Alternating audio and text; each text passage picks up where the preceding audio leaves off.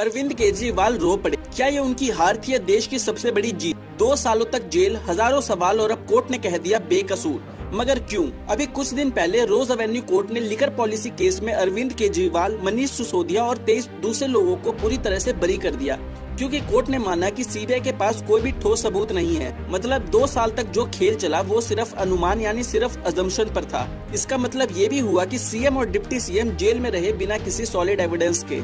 अब समझते हैं ये लिकर पॉलिसी का चक्कर क्या था।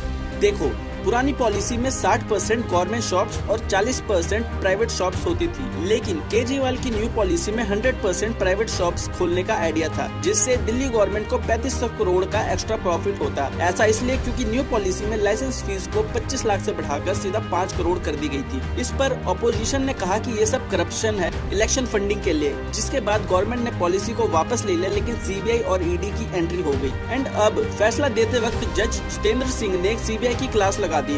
उन्होंने पूछा कि चार्जशीट में इतनी गलतियां क्यों है और सबूत कहां है? नो रिकवरी, नो प्रूफ, सिर्फ थ्योरी। अब आप सोचो, अगर एजेंसीज बिना प्रूफ के सीएम को जेल भेज सकती हैं, तो सोचो आम आदमी का क्या होगा। क्या ये पॉलिटिकल साजिश थी या सच में इन्वेस्टिगेशन में गलती? आपको क्या लगता है मुझे कमेंट सेक्शन में बताओ, और ऐसे ही फाइनेंस और पॉलिटिकल ड्रामा को बिंज करने के लिए ऑफिशियल एकेडमी ऑफ फाइनेंस को सब्सक्राइब करो।